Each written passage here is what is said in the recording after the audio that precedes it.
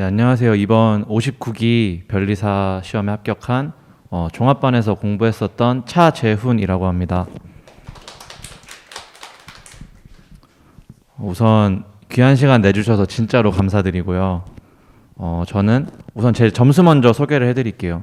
저는 1차 시험에서는 산재법 90점 그리고 이렇게 해서 평균 85로 합격했었고, 그리고 2차 점수를 보시면 아시겠지만 동차 기간은 거의 그냥 독서실에서 앉아 있었지만 공부는 하지 않은 그런 슬픈 기간을 보냈었고, 그리고 기득 때는 진짜 열심히 해서 이렇게 결과를 얻었는데요. 우선 말씀드리고 싶은 거는 제가 여기 오기 전에 지금이 11월이잖아요. 11월에 작년에 11월에 나는 어떤 생각을 했나, 그거를 한번 생각을 해봤어요. 근데 저는 그런 생각을 했던 것 같아요. 동차 때 나는 열심히 안 했으니까, 흔히들 그런 말을 하잖아요. 수험생 때 동차 때 열심히 안 하면은 기득 때도 힘들다. 근데 어차피 제 입장에서는 동차 기간은 이미 지나간 기간이라서 바꿀 수가 없었어요. 그래서 그때 나는 지금부터 붙는 날까지, 작년에, 그러니까 지금 내년 발표 나는 순간까지 멈추지 않는다 라고 생각을 했고, 진짜 실제로 돌이켜봤을 때 멈추지 않고 열심히 달렸던 것 같습니다. 그래서 그 과정들에 대해서 조금 말씀을 드릴게요. 우선 첫 번째로 저는 이 시기를 약간 기준으로 말씀드릴게요. 11월, 12월, 멀게는 내년 1월까지. 저는 우선 1차는 뭔가 제가 지금 이 시기 때는 1차 준비하시는 분들은 대부분 공부 방법이 잡혀 있고 그랬던 것 같아서 말씀을 안 드리겠습니다. 그래서 2차를 말씀드리면은, 교재는 우선 민특상 D가 있잖아요. 이때 저는 어떤 생각을 했냐면은, 교재가 뭔가 마음에 들지 않는 과목들이 있었어요. 다들 많이 보는 책인데도 저는 그 책이 너무 내가 시험 볼 때까지 다 외울 수 없을 것만 같았고, 너무 많게 느껴졌고 잘 익히지도 않고 그런 교재들이 많았는데, 근데 많이들 보니까 할 수 없이 9월부터 11월까지는 꾸역꾸역 그 책을 봤었어요. 근데 어느 순간 드는 생각이, 이대로 가면은 나는 시험 볼 때까지 교재에 대해서 불만을 가지면서 생활을 하겠다라고 생각을 했어요. 그래서 좀 이 시기 때 교재를 한번 크게 바꿨던 것 같습니다. 우선 민사소송법은요, 저는 많이 보시는 두꺼운 책을 봤었는데 12월쯤에 양진아 변리사님 기출사례 강의가 열렸었거든요. 11월, 12월쯤에. 근데 거기서 나눠주는 단권화 교재가 있어요. 근데 그거를 보니까, 강의를 들으면서 그걸 보니까 되게 내가 지금까지 민소 판례를 외웠지만 그 판례가 어느 목차에 어느 주소에 있었던 것을 좀 모르고 있었구나라는 걸 느꼈어요. 그래서 과감하게 단권화 교재를 보면서 주소 설정을 그때부터 다시 했던 것 같아요. 내가 대목차를 외우고 그 대목차 안에 어떤 판례가 있었고 그런 것들을 먼저 하는 과정을 지금 진짜 거쳤었던 것 같고, 그리고 특허도 많이 보는 책들을 봤었습니다.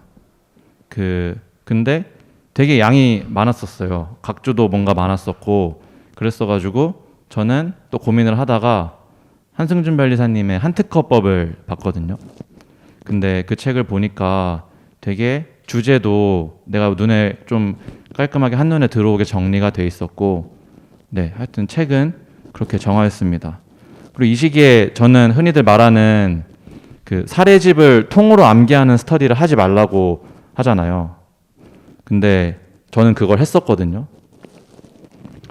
혹시나 지금 만약에 사례집을 통으로 암기하고 있는 분들이 계시다면은 저는 그건 잠깐 멈추고 자신의 기본서를 펼쳐가지고 대목처를 한번 쭉 보면서 내가 지금 어디를 보고 있고 어떤 판례를 외워야 되는지에 대한 주소 설정을 좀 확실하게 하는 거를 추천드립니다. 근데 주소 설정이라는 게 뭐냐면은 저는 되게 막 9월, 11월, 10월, 11월부터 판례를 외우는 거에 목숨을 걸었거든요. 근데 옆에서 공부하는 친구를 보니까 답안지를 쓸 때도 자신은 판례대로 아직 못 쓴대요. 막말로다가 이제 대위소송에 있는 그 간단한 판례 있잖아요. 대위소송의 법적 성질, 그 판례도 자신은 못 쓴다는 거예요. 그래서 근데 너는 어떻게 답안지를 쓰냐 물어봤더니 자기는 안에 있는 판례는 모르지만 어떤 그 대주제 안에 어떤 판례가 있는지는 다 알고 있다. 자신은 어느 주제가 흔히들 말하는 논점이죠. 논점이 뭐가 있는지는 다 알고 있다. 그래서 판례를 읽지를 않았고, 그러니까 읽어는 보되 외우지는 않았고, 그 판례 위에 써 있는 뭐뭐 했는지 여부 이런 거 있잖아요. 그런 것들을 자기는 외우고 있다고 하더라고요. 그래서 제가 만약에 다시 돌아간다면은 저는 그때 그 작업을 먼저 했을 것 같습니다. 여러분도 한번 사람마다 공부 방법은 다 다르니까 제 말 하나의 참고사항으로 생각해 주시고 네, 그렇게 생각해 주시면 될 것 같고, 그리고 상표 디자인 보호법은 책은 따로 바꾸지 않았습니다. 근데 이제 상표 같은 게 그 기본서가 있고 판례집이 있잖아요. 근데 어떤 분들을 보면은 판례집만 봤다 이런 분들도 계시더라고요. 사실 저는 아까 수석님께서 말씀하셨는데 그 책이 이렇게 있으면은 책이 일단 머릿속에 그려져서 여기 어떤 위치에 있는 판례를 이렇게 답안지에다가 적어야 되는데 그 과정이 약간 판례집으로는 저는 되게 힘들었었거든요. 왜냐면은 기본서에는 어떤 대주제에 대한 판례들이 이렇게 하나하나씩 모여 있잖아요. 근데 판례집은 뭔가 그렇지 않고 되게 설명을 해놓은 것 같아서 저는 일단 메인은 기본서로 잡았었습니다. 네. 하여튼 그렇고, 근데 상표 판례가 중요하지 않다는 얘기는 아니에요. 상표 판례를 보되 내가 결국에 마지막에 시험 볼 때 답안지를 쓸 때 어디선가 출처가 답안지에 쓰는 게 나와야 되는데 그 판례는 저는 기본서에서 떠올라서 책에다가 썼던 것 같습니다. 결국에는 그랬던 것 같고, 그리고 그 다음에는 생활이랑 멘탈적인 부분에 대해서 말씀을 드릴 건데, 저는 사실 수험 기간 동안 이 생활이랑 멘탈 관련된 게 가장 중요하다고 생각하거든요.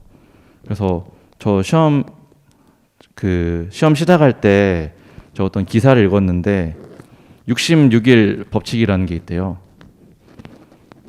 66일. 이게 뭐냐면은 무슨 영국의 런던 무슨 교수가 말씀하신 건데, 내가 어떤 습관을 만들고자 할 때 최소 21일에서 최대 66일이 걸린다는 그런 법칙이래요. 그러니까 내가 뭔가를 하려고 해도 아침에 8시 반에 일어나서 학원에 가려고 해도 8시에 가려고 해도 당장 만들어지지 않고 이 정도가 걸린다는 거예요. 그래서 저는 수험 기간 동안 21일에서 66일이니까 평균 내면 대충 45일이거든요. 그래서 45일 뒤에 무슨 일이 일어날지 약간 예측을 해봐요. 예를 들면은 GS를 듣는다고 하면은 그때는 그 전에 그 GS 때 필요한 습관을 45일 전에 미리 만들어야겠다. 저는 이런 식으로 좀 생각을 했거든요. 그래서 뭔가 근데 한번 해보시면 알 거예요. 대충 한 달 반 정도 지나면은 아침 8시에 나가는 것도 좀 안 힘든 것 같고, 네, 되게 그렇습니다. 그래서 저는 공부는 월요일부터 일요일까지 저는 쉬는 날은 따로 정하지 않았습니다. 아예 안 쉬고 그냥 저는 공부를 했고, 8시에서 저녁 11시까지 학원 독서실에서 공부를 했는데, 왜 안 쉬었냐면은 사실 쉬면은 오히려 마음이 불편했어요. 저는 그래서 안 쉬었던 것 같아요. 그리고 처음에 결심한 게 멈추지 말자고 결심을 했기 때문에 공부하는 시간도 멈추지 않고 했던 것 같습니다. 근데 사실 효율은 안 좋은 것 같아요. 저는 되게 공부를 좀 투박하게 했던 것 같아가지고 효율은 안 좋은 것 같지만, 그래서 내가 할 수 있는 건 최대한 해보자라는 생각으로 어떻게 보면 하루 종일인데 하루 종일 했던 것 같고, 그리고 네, 그렇습니다. GS를 넣어야겠네.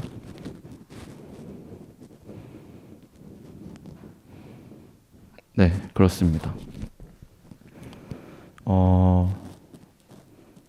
그리고 네, 혹시 공부하실 때 핸드폰 좀 이렇게 신경 많이 쓰이잖아요.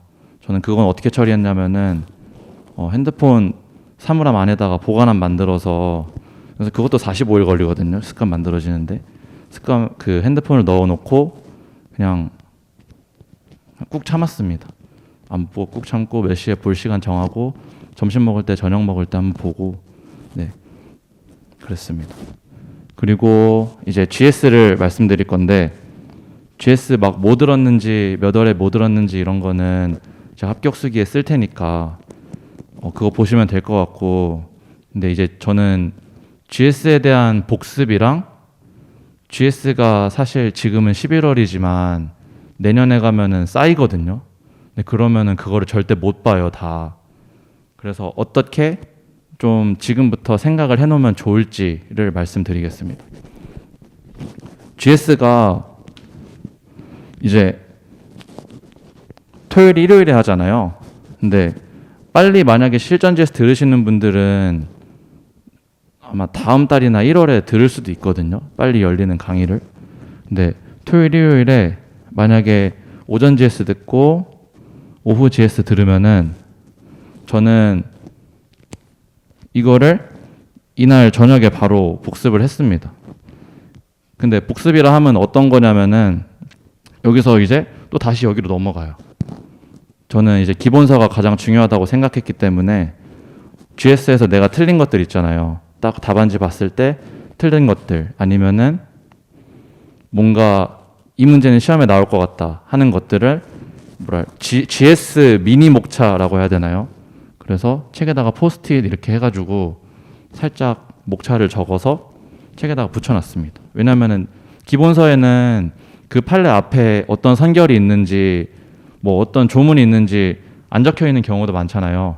그런 것들을 하는 과정을 이날 저녁에 다 끝냈습니다. 왜냐면은 월요일에는 또 월요일 공부를 해야 되는데 이게 넘어가는 게 싫어서 저는 무조건 시간이 이때는 뭐 11시를 넘어가더라도 그걸 마무리하고 집에 갔던 것 같고요. 네, 그렇습니다. 하여튼 이때 GS를 내 기본서에 완벽하게 녹여내는 작업을 했다라고 생각을 해주시면 될 것 같습니다. 그리고 이제 마지막으로 답안지를 말씀드릴 건데, 사실상 여기 앞에 있는 세 개 모든 것들이 이거 하나를 위한 거잖아요. 답안지를 위한 거. 그래서 저는 답안지에 대해서 진짜 작년 9월부터 끊임없이 연구했다고 자부할 수 있거든요. 그래서 그 연구 과정에서 가장 중요하게 느꼈던 것들을 중요하게 느꼈고, 뭐를 써야 될지 뭐를 안 써야 될지를 생각을 많이 했었는데 그거에 대해서 말씀드리겠습니다.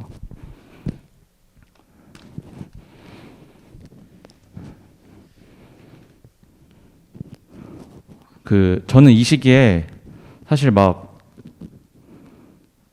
숫자 매기는 것도 1번하고 뭐 괄호 1번 이런 것도 잘 안 잡혀 있었거든요. 난 어떻게 해야 될지에 대해서. 근데 일단 첫 번째로 순서, 그리고 순서를 먼저 말씀을 드리면은 저는 설문 점수가 4점이든 뭐 5점이든 6점이든 10점이든 15점이든 우선 바로 논점 정리를 적었습니다. 그 이유는 뭐냐면은 답안지에서 가장 중요한 거는 내 답안지가 기본서처럼 보이는 게 아니라 나는 계속 푸는 모습을 보여야 된다라고 생각했거든요. 그렇기 때문에 논점 정리하면서 나 다음에 이제 뭐 말할 거다라고 얘기를 해주고 시작을 했고, 그리고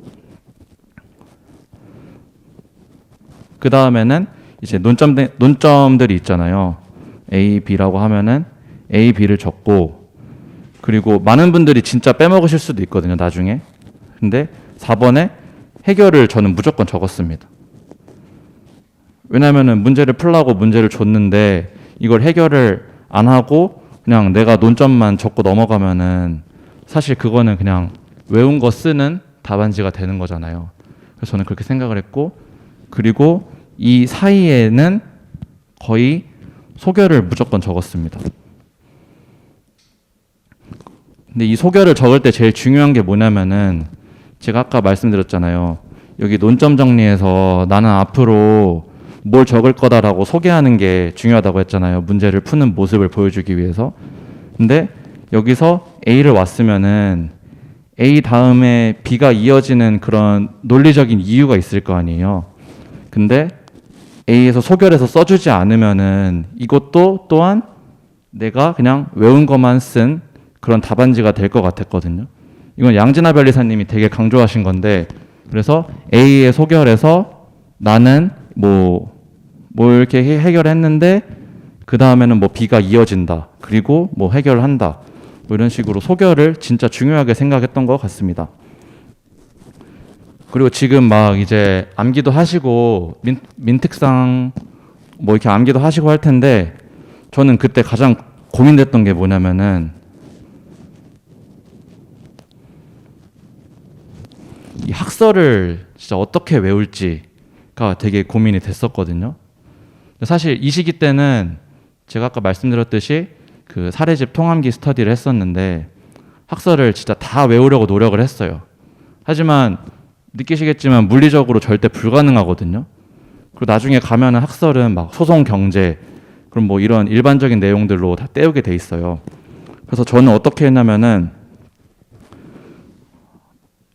근데 이것도 문제를 푼다의 개념으로 가보면은 문제는 사실 대부분 판례로 풀거든요. 그래가지고 저는 학설은 많이 중요하지 않다고 생각을 했어요. 그래서 어떨 때 보면은 뭐 1번 문제점 하고 보통 문학 판검으로 가잖아요. 그냥 판례를 적고 여기다가 어떤 학설이 있으나 판례는 이렇게 많이 썼거든요. 저는 대부분 이렇게 썼어요. 학설을 따로 답안지에 많이 쓴 적이 없어요. 대신에 그렇게 하기 위해서는 판례에 대한 암기의 선명도가 굉장히 높아야 된다고 생각해서 저는 수험 기간 동안 판례 두 문자 따는 거, 판례 이해하는 거, 그런 것들을 되게 중점적으로 생각을 했던 것 같습니다. 근데 이거는 제 의견이니까 사실 교수님이 답을 정해주지 않는 이상 학설이 중요한지 안 중요한지 모르잖아요. 근데 그래도 제가 이번 민소에서 학설 거의 안 썼거든요. 대부분 다 이런 식으로 썼어요. 무슨 견해가 있으나 판례는 이렇다. 대신 판례는 되게 두 문자도 다 있었고 키워드도 다 알았고, 네, 암기를 잘 해서 썼던 것 같습니다. 그 다음에는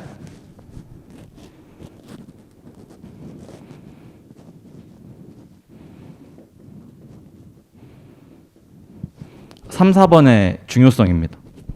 이제 아마 GS 기간에 들어가시면 1번 문제 푸는데 막 한 4, 50분 쓰실 거거든요. 2시간 중에. 근데 그렇게 되면은, 근데 나만 그런 게 아니라 다 그래요. 그리고 시험장에서도 대부분은 아니지만 많은 사람들이 1, 2번에 시간을 많이 투자하거든요. 그래서 3, 4번을 잘 쓰면은 점수가 올라간다는 얘기가 저는 많이 들었었어요. 작년에, 올해랑. 그래서 저는 무조건 1, 2번을 1시간 안으로 끊었고 3, 4번을 오히려 더 열심히 풀려고 했던 것 같습니다. 그리고 제 주변에 이번에 붙으신 변리사님께서는 아예 자기는 수험 기간 동안 3, 4번을 잘 못 썼어가지고 모든 과목을 3, 4, 1, 2 이런 식으로 순서로 풀었대요. 그래도 그렇게 하고 나니까 1, 2, 3, 4번 점수가 다 고르게 나왔고, 네, 괜찮았다고 하더라고요. 그래서 저는 되게 3, 4번이 중요하다고 생각을 했습니다.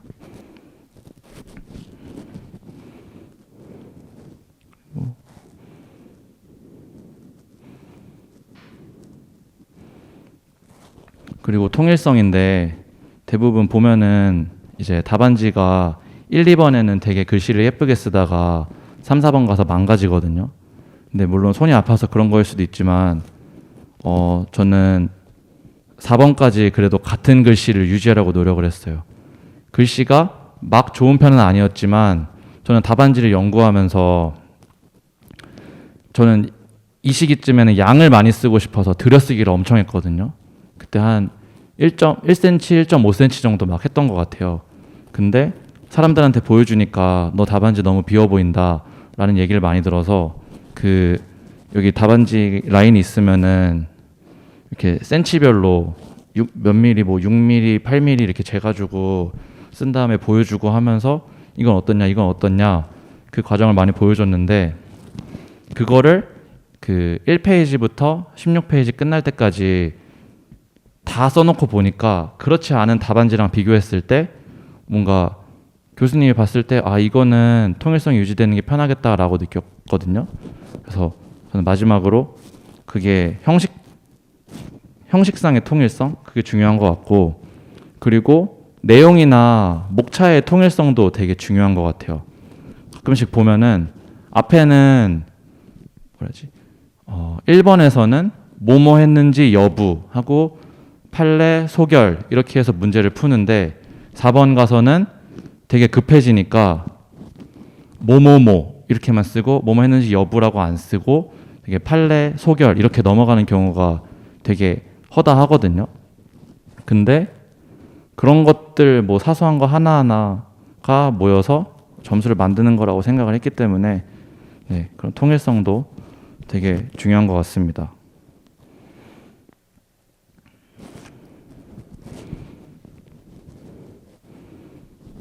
네.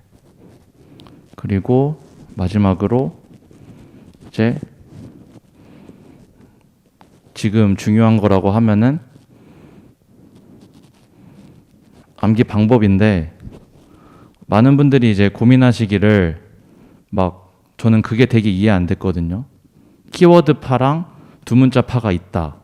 이게 되게 이해 안 됐던 게 뭐냐면은 사실 두 문자를 하더라도 키워드를 알고 내가 두 문자를 그 키워드에 맞게 따야지 진짜 내 완벽한 두 문자가 되는 거거든요.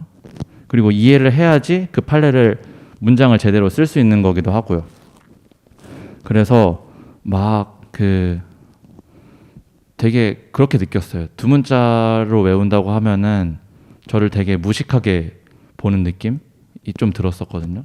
근데 만약에 두 문자로 외우시는 분들이 있으면은 되게 그런 거 연연해하지 마시고 그냥 내 갈 길 갔으면 좋겠습니다. 네, 그렇습니다.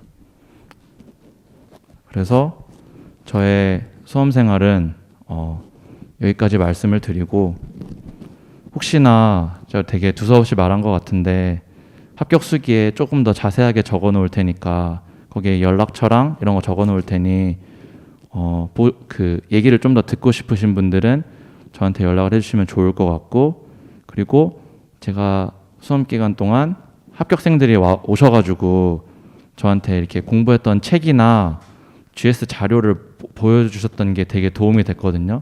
그래서 현장에 와 계신 분들은 제가 책을 가져왔는데 혹시 필요하시면은 오시면은 보여드리도록 하겠습니다. 다들 정말 고생이 많으시고 아까 말씀해 주셨듯이 언젠가는 긴 터널 끝에도 밝은 빛이 보이는 날이 올 것 같습니다. 감사합니다.